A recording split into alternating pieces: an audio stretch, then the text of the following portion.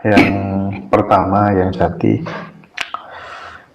saya dengar cerita kalau misalnya ada orang kesini gitu punya masalah, punya problematika hidup, itu yang Jati bisa langsung dengan bimbingan guru sejati membuka kitab suci. Nah, terus kemudian ayat berapa itu akan ketemu solusinya, itu bagaimana ceritanya? Benar apa enggak dia?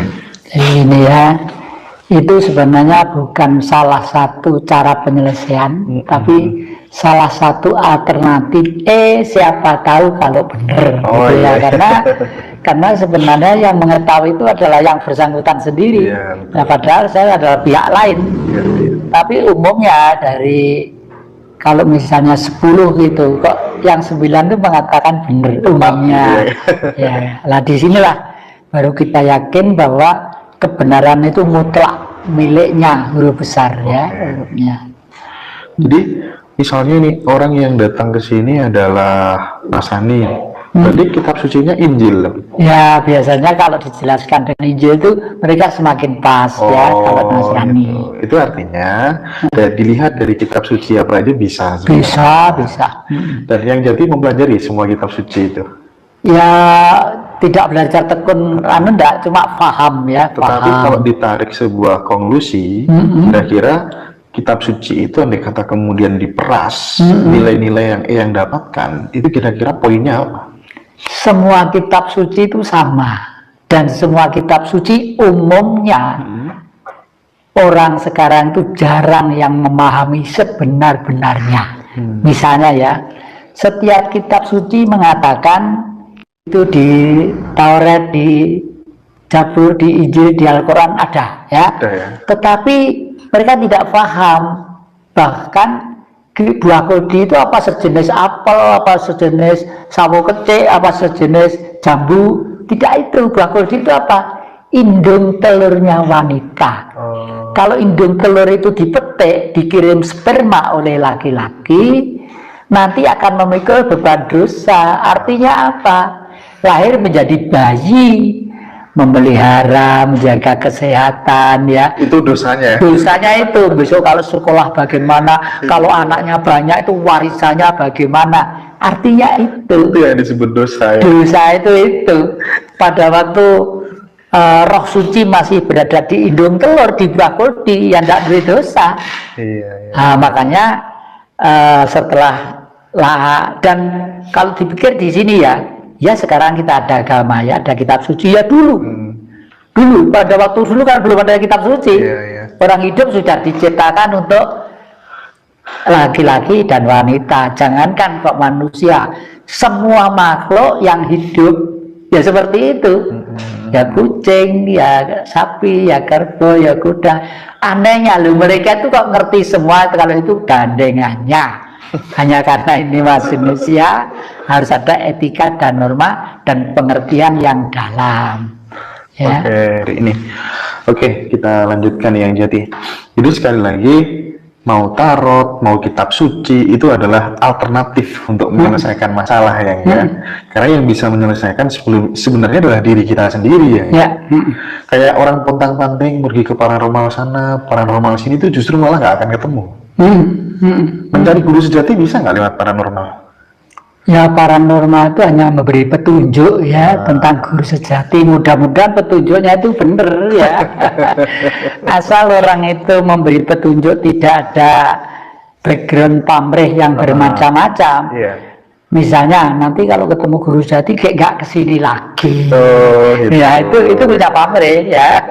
Itu yang nggak boleh. Yang nggak boleh. Ya.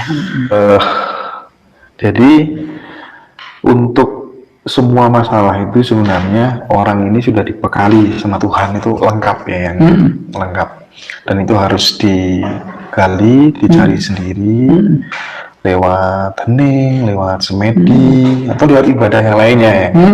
Tapi yang menarik ini, yang tadi sempat mengatakan bahwa saya ini nggak tahu, suka sekali dengan yang namanya Buddha, kan, sampai kemudian masa kecilnya Siddhartha Gautama gitu. Saya ingin sedikit mengeksplor nilai-nilai yang ditemukan yang Jatikusumo terhadap perjalanan Siddhartha itu hingga sampai kemudian menjadi Buddha itu bagaimana ya? Ya, pertama kali saya itu sejak kecil ya, dan kalau Mas Hendra ke rumah saya boleh dikata full patung Buddha, mulai dari yang ukuran sekian sampai yang hanya kepalanya aja sekian. Jadi ada ya, itu nggak tahu itu satu. Saya lihat wajahnya tuh ganteng gitu dan kondisinya tuh tenang kayak untuk ketemu guru sejati tadi itu. Tenang Ya, dan hening. tenang dan hening. Modal utama untuk ketemu guru. Ya, hening itu sudah menyangkut ke masalah perasaan, tenang itu fisik. Fisik harus tenang ya, supaya hening ya. Oleh karena itu hening harus tenang ya. Tenang supaya hening gitu ya. Hening itu sebenarnya dikata meneng. Meneng itu diam. Oleh karena itu kalau saya misalnya bertanya lalu begini, itu kelihatannya sepele, semua adik-adik begini, alah gini aja saya juga bisa. Tapi begitu saya gini, itu berusaha untuk mengenalkan diri saya. Tek, zero, nol. Meskipun ada bom, ada apa-apa, udah gak mikir, udah gak mikir. Misalnya di sini kasih granat tuh hari ini nggak mikir. Itu mungkin yang kadang-kadang saya itu dianggap aneh. Misalnya pada waktu Hiruk Pikuk KLB di Surabaya, itu saya sendirian naik di depannya tank, naik ke tank, karena mereka membubarkan waktu itu KLB.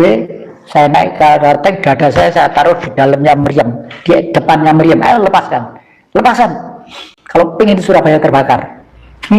Karena waktu itu saya sudah perintah mereka, kalau ada apa-apa buat saya, kita bakar Surabaya demi revolusi, demi revolusi. Cuman yang ingin saya lihat bagaimana kemudian masa depan Indonesia ya, masa kini dan masa depannya itu seperti apa, nanti dilihat dari kartu tarot itu. Paling tidak kita ketika sudah tahu oh rule-nya seperti ini, kita ada prepare nih, kita ada persiapan. Monggo yang Jati. Ini tanya tentang apa tadi? Kondisi masa depan masa Indonesia depan kita ini. ya. Dulu sebenarnya pernah saya tanyakan ya dengan tarot juga, tapi karena adik-adik juga nanti dua biasanya. Dua saya tanyakan, satu cocok apa enggak, satu saya lihat secara manual ya. Boleh sampai atau mungkin 2024 2000 berapa? 2024 ya. Oke, 2024 ya. Oke ya, kalau tanya begini, ya Tuhan seru sekalian alam, Engkaulah yang maha sempurna dan Engkaulah yang maha tahu.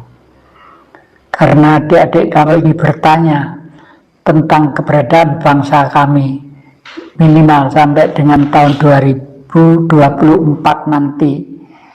Atas perkenanmu semoga leluhur memberi bimbingan terhadap pertanyaan kami yang akan kami jawab lewat 3 metode.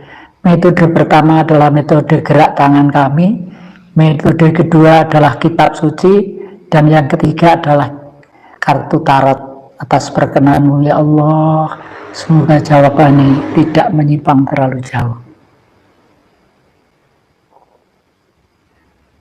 2024.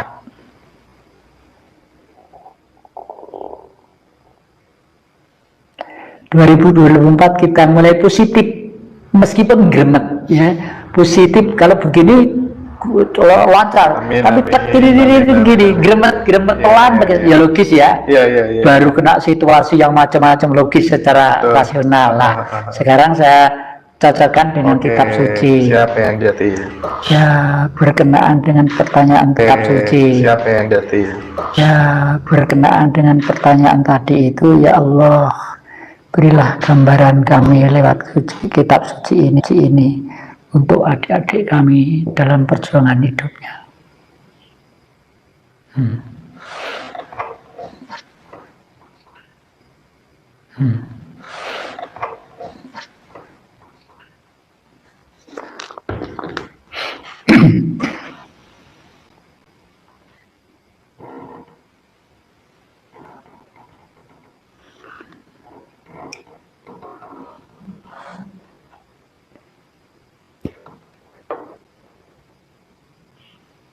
Suratnya Anal, semut.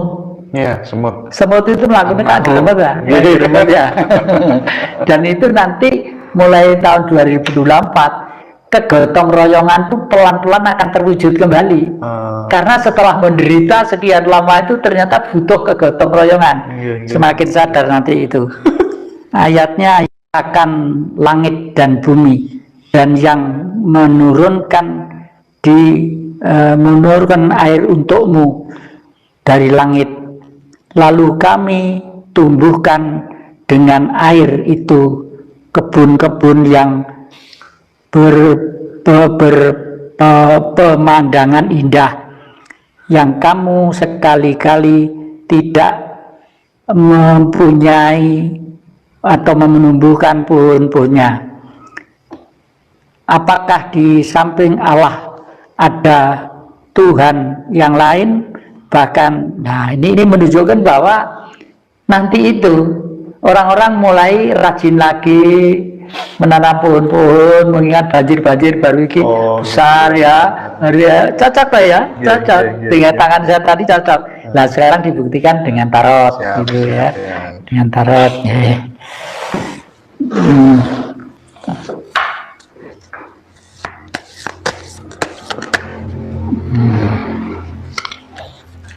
Tarot.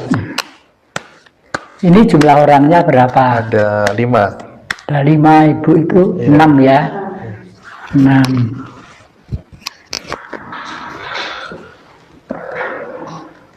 Nah, supaya nanti itu jawabannya real, sekarang dimulai dari yang termuda. Siapa di sini? Kamu, Mas. Kamu. Kamu ngambil satu di tengkurap sini, ya. Milih terserah tengkurap. Nah, setelah itu siapa? Ya.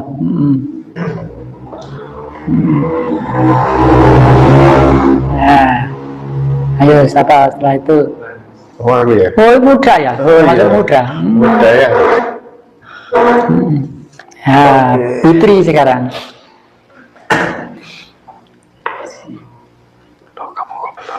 Putri, ya sekarang lain 5 saya. 5 itu hukum Tuhan. Hukum Tuhan itu 5. Hono coroko. Ko itu dari, ya. Dari sana akan kembali ke sana lagi gitu.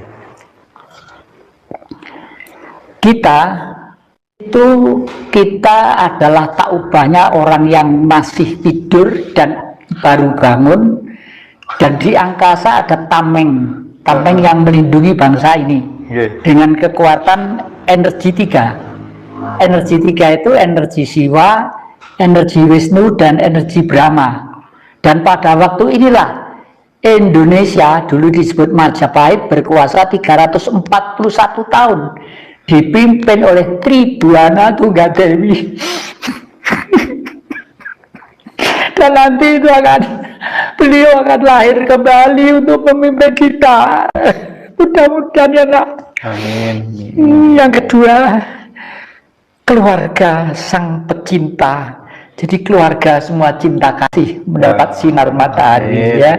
Sinar matahari. Di sini ada gunung, di sini ada anak-anak, suami, istri, dan matahari bersinar dengan baik, ya. Ini kuda keberuntungan. Jadi ya memang bagaimanapun di tengah-tengah bangkrutnya dunia, Indonesia asal tahu siapa apa Indonesia pasti akan begini. Nah, meskipun kita kaya surga dunia, tapi kalau tidak tahu Indonesia apa, ya bangkrut terus ya. Tapi tahun nanti itu saya yakin mereka sudah mulai sadar. Persis tadi yang kita ngoceh di TV tadi, Bu, ya. Nah, nanti itu orang hidup loh, Dek. Gak tekan karena awang duit ini yang dindi gitu loh. Karena orang sedunia butuh Indonesia nanti itu. Orang sedunia butuh Indonesia ini. Ini duitnya menunggu. Waduh. Ini percaya enggak? Ratu tongkat. Saya tadi bilang apa? Tribuana Tunggal Dewi. Ini duitnya kayak ngono kuwi wis. Wih,